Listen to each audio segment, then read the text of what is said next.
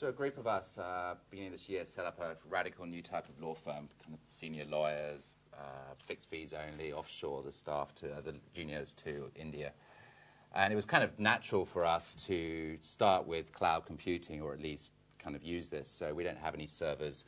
We've lived and breathed this. In fact, the first thing we did when we started talking about this last year is I went on, got my credit card out, popped up a Linux server, built a wiki on speed, open source application, as you do. And that was where we, started the conversation about how to change the model. So I love cloud computing. Interestingly, we don't have all our stuff in the cloud. I have client data in the European Amazon cloud, but it's encrypted through Jungle Disk, so I don't think that counts. I have dedicated servers, rack space for some stuff, and managed email service and so on. So we're using all the different kind of flavors. What was interesting also about this was that there was only one contract I negotiated out of all of those when we set up the law firm. So that kind of gives you an idea of what contracting for the cloud looks like. I'd like to start by equivocating, as only a lawyer can, and asking the question of, is cloud computing like IT outsourcing? So I think this is a very important question because it kind of goes to the heart of how you think about contracting for cloud-like services. I cut my teeth, doing 100 million, billion pound IT outsourcing, BP outsourcing deals. And I'm kind of used to a world where I write the paper as on the customer side. I tell the suppliers what they need to sign. Yes, we heavily negotiate it, but it's on my terms. And that was something that came out of the 90s when IBM and EDS and everyone else agreed to that whole contracting model. And it was kind of easy to see why that would happen because you came out of an environment where it was all about everything's okay, customer. It's kind of we're taking your staff and you're going to get the services back and it's all the same and it's all bespoke and it's customized to you. And it was very much not at the commodity end. Now, some of the people who were on the supplier side, now at the clouds, right? And they weren't going to make this mistake again twice, right? So, yes, you're handing your IT over. So it kind of looks like it could be IT outsourcing. But this is a completely different game, right, from a contracting point of view. And you don't, as a general rule, start with the customer's paper, although there are some exceptions. Generally, if you do start with the customer's paper, it achieves very little. Yes, they are going to be negotiable to some degree, as I'm going to talk about, but you're going to expect to be in a very different place than you were in an IT outsourcing deal, right? This is the market where click wrap is the norm. So, it's kind of interesting what the standard terms are out there, right? So, coming out of a, like I said, a career in advising people about whether or not to sign an IT contract or IT outsourcing or software or whatever, these are pretty scary terms, right? And these terms are out there. This is kind of stuff that's in the contracts. And your average general counsel would tell you to get the hell out of their office, right, if you told them to sign a contract like that. We worked on a deal recently where they went up to the board of a large bank and they came down and said, yeah, absolutely, we're definitely going ahead. Just make sure you've got a good contract in place, right? No guidance on what good contract meant. And we're dealing with these kind of terms, right? It's an interesting conundrum. And I can see why there were so many questions earlier about SLAs. So the question, I think, we asked two questions. What should we be talking about in your SLAs and how useful they are? I'd like to change the order round because I think it's important to think about what we're trying to achieve here and what the art of the possible is. How powerful is an SLA? Well, an SLA is all you've got, right? From a contract perspective, your only chance of recovery would be under that SLA. You're going to be contracting more or less guaranteed on the supplier's paper. And that paper will start off being highly unreasonable, right? Even by the standards of we're not having it done to us again like happened in outsourcing.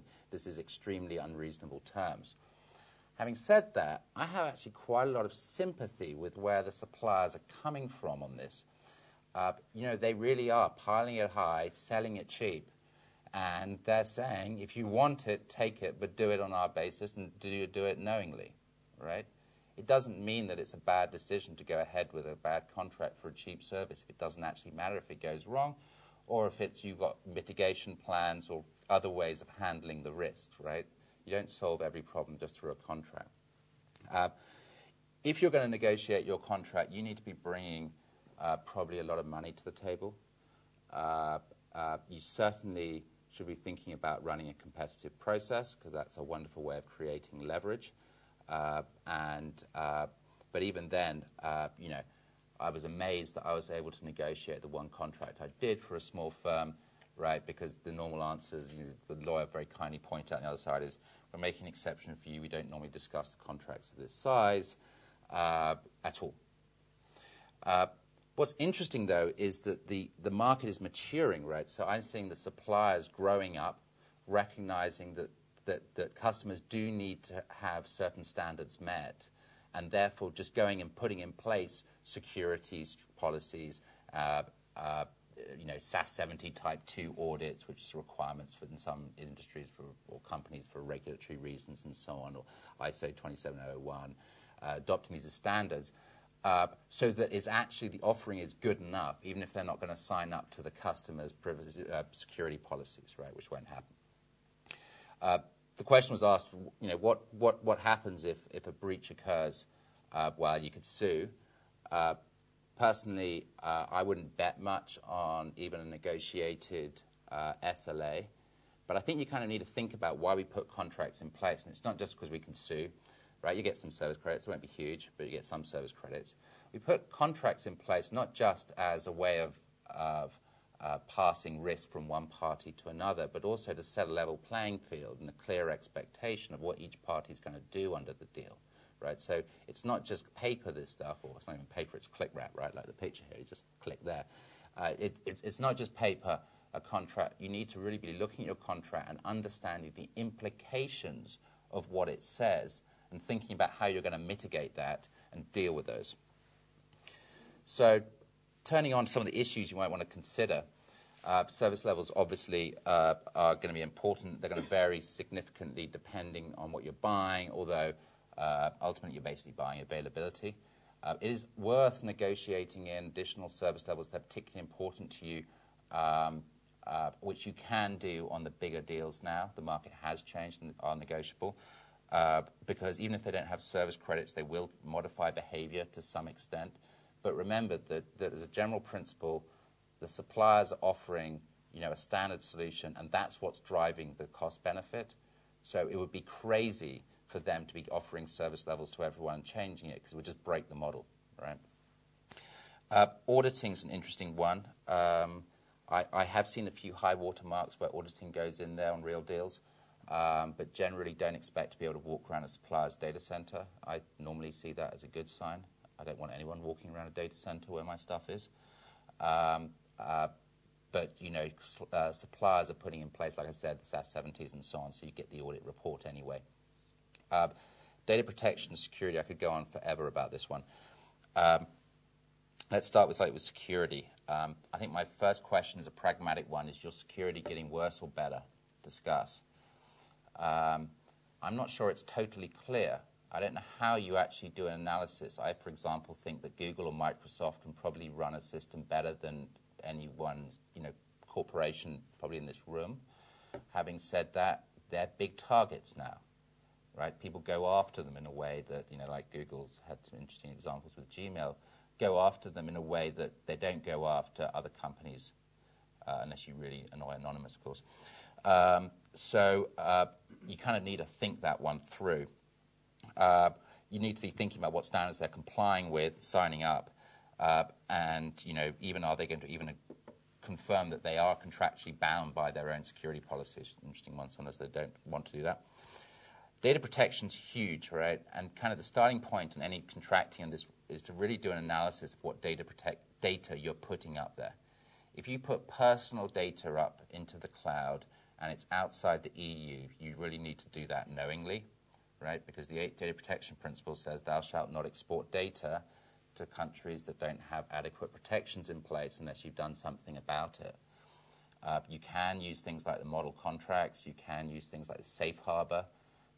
Personally, customers I think, prefer the model clauses, and talk about detail if you're interested in questions, because they offer kind of indemnity protection. But there are ways round the export of data problems, and we've been doing offshoring deals for years, right? It's the same issue, right? What's interesting is people just blundering into this and not realizing it. You can go on a jungle disk, create a disk, and it's really easy to forget to use the European version, right, rather than the US version of Amazon, and you've suddenly got a data protection issue potentially. The other questions are going to be things like, is the supplier actually using analytics data, right, of your customers? There are some subtleties here that you need to be really thinking about in the kind of the software as a service world. Another thing to think about is privacy breach laws, data breach laws. This is a US concept, so when you've got a US arm, you're losing US data with things like social security numbers in it, credit cards and so on. You will have to be writing letters. Now a large majority of states, or at least a large minority of states, you'll be writing letters to all your customers explaining that their data leaked thanks to a breach at your supplier. So kind of think about whether you want to be writing those letters and how you're doing it. I'm going to just kind of rattle through these because I'd like to kind of get on to questions. The hidden costs, have you thought about backup? Have you thought about the network charges? Do you understand how the pricing model works? Right? It's really easy to look at the headline numbers in these deals and then realize that you haven't priced in the full amount. Doesn't mean it's not still a great price. It just really needs to be worked through. If you are a regulated industry, financial services, I'm looking at you, you have got a whole bunch of issues, right? First of all, those regulations wildly differ between countries, even in Europe. You may not be able to do cloud computing full stop in some of your countries where you operate. You have no regulatory guidance at all right now from just about any regulator in any sector around the world. So really unhelpful in terms of what you are and aren't allowed to do. So if you are a regulated industry, God's sake, talk to the regulatory compliance people early on in the process. Internal expertise. This was kind of a question that was discussed earlier on. It's a really interesting question about what expertise you need to retain in your organization. It's kind of a redux of the outsourcing debates we had from before. And the lady that talked about starting with an organization that just does governance, and that's kind of an interesting starting point and kind of what we do. But are you really able to give up all of that expertise? And that's kind of a very interesting problem for CIOs. The ability to exit. One of the terms I had up there was, and you often see this, is if a patent troll comes along and has a pop at a cloud provider, they can shut down their services immediately. Right now, in a world of patent trolls, which are getting worse, that's quite a scary place to be. So let's have to think about your exit strategy when you're going in, right? We're seeing some interesting developments, things like OpenStack and so on, standards being developed about getting data out, and cloud providers fully understand that the easier they make it for you to get your data out, the more likely you are to go in the first place. But there is a first of all, do you have a strategy for how you'll get your data out, and what will you be able to do with that data afterwards? And the second thing is, how fast can you get another system up and running, right? Maybe just a small term hanging at the back that, if we're threatened with IPR, we can terminate or change this service immediately. But how fast can you actually go and get a replacement system in place? And that's going to be a very hard term to negotiate out. So have a strategy there. Piloting.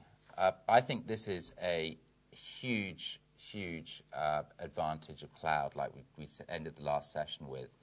And it's critical you do it. I mean, do you actually know what the round-trip delay is going to be, and actually what the performance is going to be, and is it actually going to work, and the BlackBerry problems around email and all the rest of it. You can pilot now, and you can pilot with your credit card, which is amazing, right? The interesting thing, of course, is your organization probably is piloting right now without you knowing about it. And there's an interesting policy question about how you control the use of cloud computing within your organization without killing the opportunities it offers. But certainly you might want to think about your policies around allowing customer data, for example, to be used as part of that piloting process.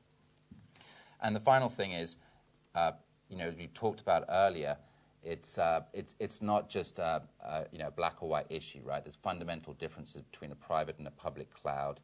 There's fundamental differences between a platform and infrastructure as a service.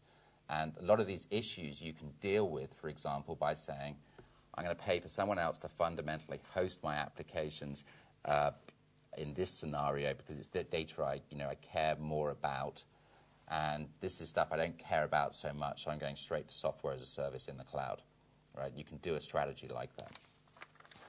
So what's the solution to all these things? Right? Due diligence, due diligence, due diligence.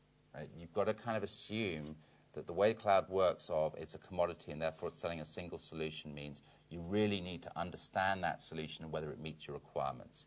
Because you're not going in and leading with solution against my requirements, which you do in outsourcing. Instead, you're doing is saying, what's out there that might meet my requirements?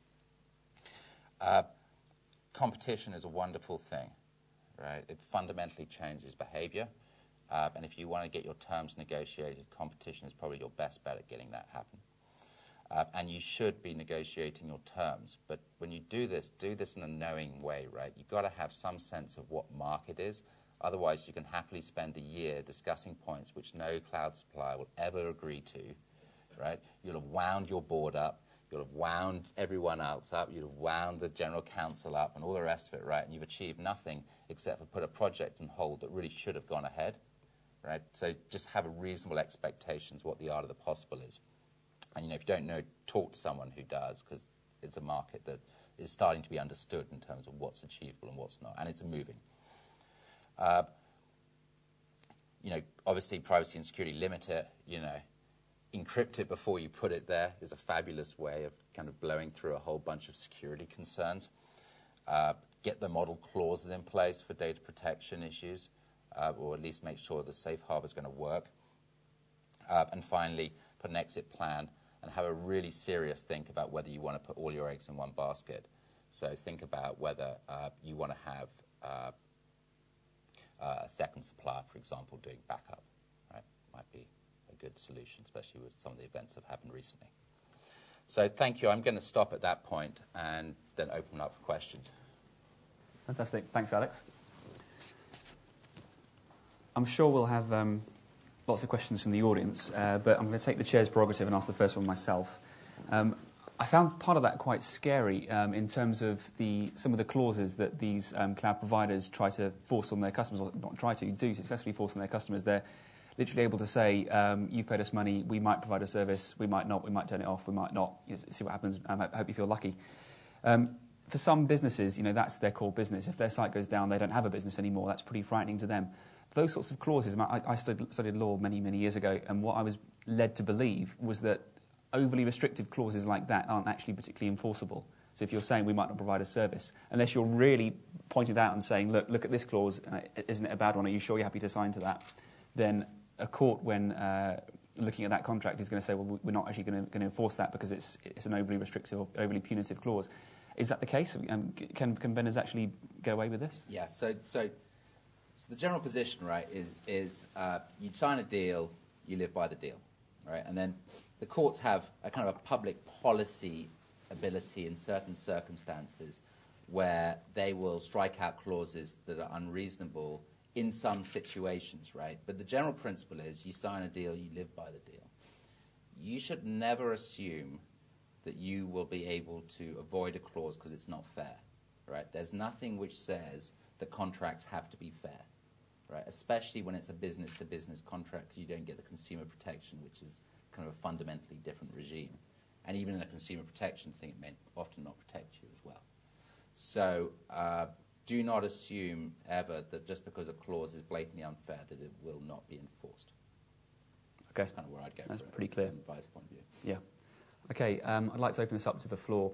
We had lots of questions, lots of people interested in legal issues. during the panel earlier. Is there anything else that anyone would like to ask of Alex? And we'll get a microphone over to you. We have one over here. Yes. Thanks. Yeah. Can you hear me? Ah, yeah, good. This is David Foster again. I wanted to ask about the best practices related to the following. If you go and you contract for a software as a service, we talk about getting your data, making sure you have your data, but often the data is useless without the application that created it. So how do you see things going, and what are the best practices to protect yourself against the possibility that your wonderful cloud provider or software as a service provider has a wonderful application that you're using and you've created a lot of data with that application, and then they are either acquired, because we're going to see a lot of consolidation in the industry, right? So as in typical sort of cycle, this will grow up and then there'll be consolidation, and maybe some of this consolidation means that some of these software products will actually be killed. So how would you, how would you advise sort of going about protecting against these sort of situations? Yeah, it's a real issue in the software as a service world, right? I was talking about this with a lawyer friend of mine, and he said, well, I would never buy a service which didn't have a button that allowed me to download all my data at any moment in a format that I can use elsewhere. Right, so that seems like pretty good advice, right? I would never go into a software as a service thing where I couldn't extract that in a CSV file or whatever in a format which I could do something with. One of the wonderful things about software as a service is kind of the APIs that are available. Certainly we as a firm are using those quite aggressively and find them fantastic to start to join systems together. So I would be paying a lot of attention to the APIs and the ability to get stuff out that way as an alternative, just a download, right? Maybe more thoughtful way of getting data out.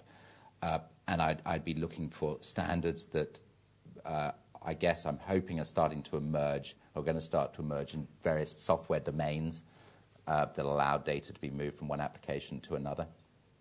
But there's a practical things, right? You're never going to get a license to use the code. You wouldn't know what to do with it even if you did get a license to use the code. So it's all about reuse of the data. Fantastic. Thank you. Any more questions from the audience? Yes, at the front.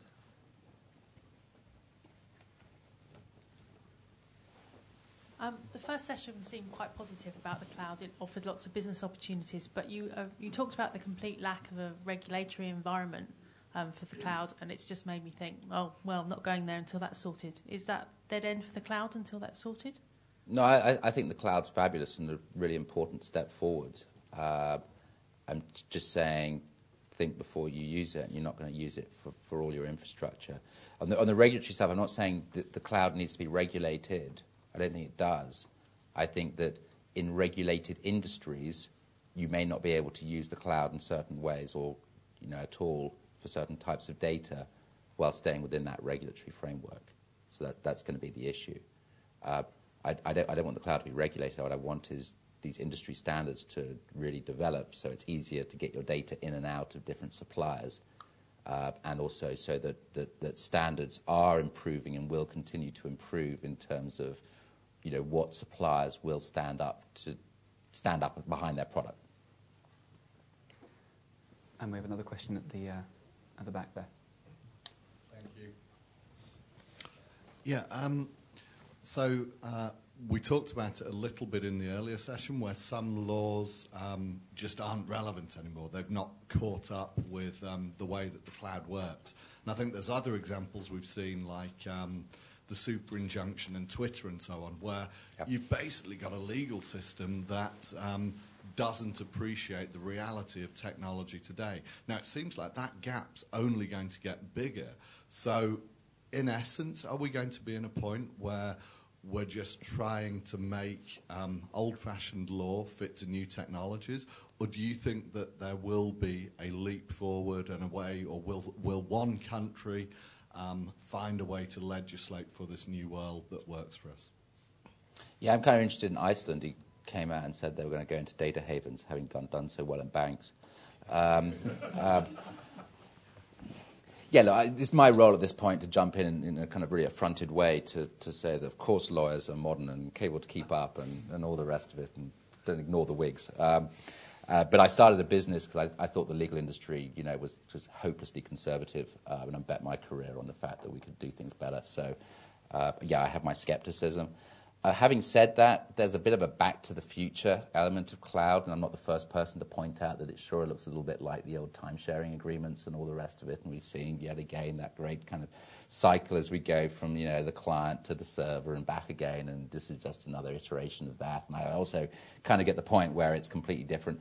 I think in this cloud world, it's fundamentally a world of contracting right now, whilst making sure you don't step on landmines around some regulations like data protection and so on. So it's fundamentally a game of contracting. I don't think the law has to change much to keep up with cloud computing. I think that the industry needs to mature around the contracts that are being put in place. That's what I'd say. We have another question at the back there. It's not actually a question, it's just to support what you were saying about regulation. Obviously, nuclear, we are heavily regulated, and I think we're having the businesses that are heavily regulated are having to bring the regulator with us along the way, because, as you say, there's not black and white. And, when you get a regulator in, as we have done from the very early stages, they can't tell us what they will allow and what they won't. So you have, exactly as you say, bring them in very, very early. So anybody that is going to cloud, I would really recommend that as a first step to get the regulator on board and bring them every step of the way. And they'll not tell you whether it's right or wrong until you go for accreditation. So we still don't know whether we are right or wrong.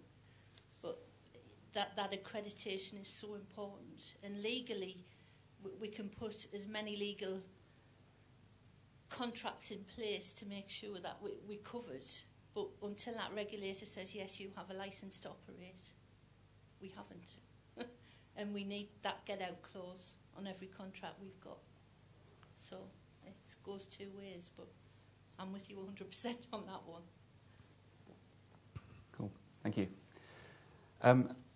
Coming back to SLAs, we were talking before the event, and I was asking if any cases have come to court yet where a customer has just attempted to sue a vendor where things have gone wrong and they think their SLA hasn't been accorded with, and you said, well, no, there hasn't yet. Does that tell us that we aren't seeing great problems in the industry, that SLAs are, by and large, being accorded with, people are getting the services they're paying for? Or does it tell us more that people are recognising that their contracts aren't worth very much and there's no point suing because it's not going to be worth their while? I'm not a real lawyer. I think there are about 10 cases that are relevant to IT law specifically, in the UK. There haven't been many cases, and things like EDS and B-Sky-B, the famous one from last year, is very much the exception rather than the rule. So these things generally don't go to court. Doesn't mean that people don't abide by the terms of the contract or breach contracts or anything else. It just tends to get settled or get dealt with one way or the other. I wouldn't expect a great flurry of cases. That the IT industry is huge, right, and there are very few IT cases generally. Okay, sure. We are unfortunately already running extremely low on time, so we may have time for one last question, if anyone has one. If not, then I will say thank you very much, Alex.